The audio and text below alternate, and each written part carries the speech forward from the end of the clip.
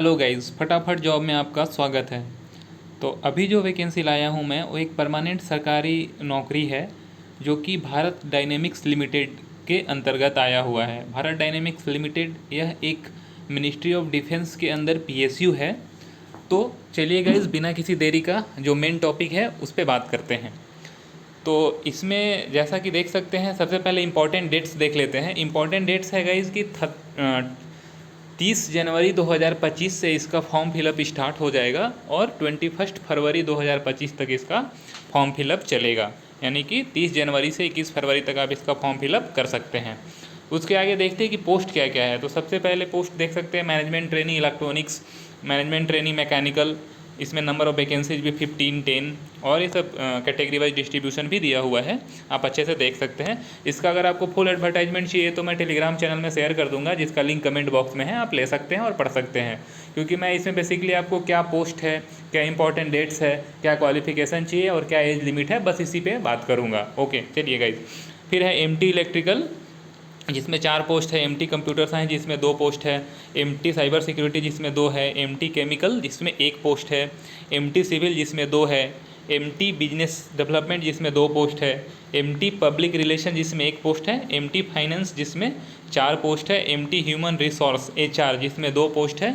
और MT official language जिसमें 1 post है।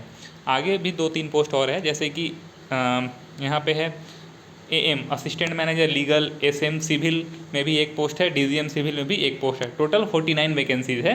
इसमें बीटेक वाले एलिजिबल हैं, वो आगे भी आप देखिएगा और एक बार आप एडवर्टाइजमेंट भी पढ़ लीजिएगा। ओके, तो इसमें आगे देखते गए कि इसमें एज लिमिट मतलब सैलरी देख सकते हैं। एमटी के लिए जो सैलरी है वो 15 लाख आपको सीटीसी मिलेगा साल में। उसी तरह एएम के लिए भी 15.91 ऑलमोस्ट 16 लाख है। एसएम के लिए 25.26, डीजीएम के लिए 28.37। तो बहुत ही हाई सैलरी है गाइस। और इसके ऊपर बात करते हैं अपर एज लिमिट। अपर एज लिमिट देख सकते हैं अलग अलग पोस्ट के लिए अलग अलग दिया हुआ है। जैसे एमटी के लिए 27 है, मतलब और बाकी MT finance human resource official language के लिए भी 27 है। बस इसमें एमटी में एक जो फाइनेंस है उसके लिए 28 अपर एज लिमिट है। और बाकी एएम, एसएम और डीजीएम के लिए एएम के लिए 28, एसएम के लिए 45 एंड डीजीएम के लिए 50। और जो एज रिलैक्सेशन गवर्नमेंट के हिसाब से मिलता है वो मिलेगा ही।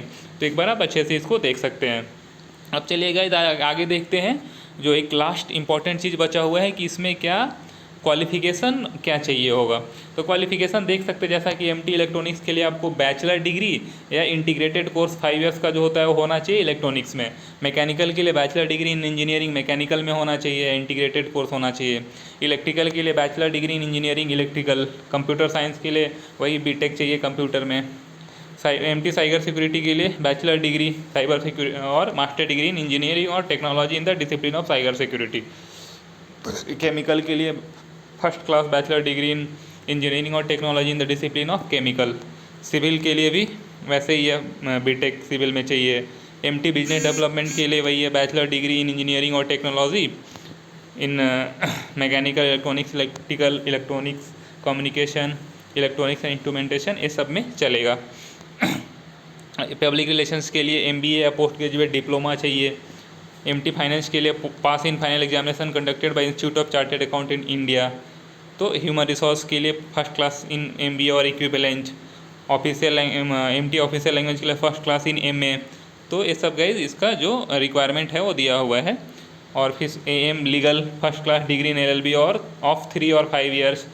एसएम और डीजीएम के लिए फर्स्ट क्लास बैचलर डिग्री और 5 year integrated course in engineering और technology in the discipline of civil और equivalent course from recognised university. तो गाइज ये बेसिकली इसमें जो ब्रीफ में डिटेल्स था मैं आपको दे दिया।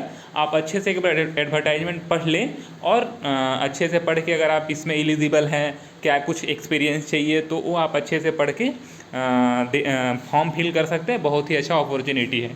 Thank you guys.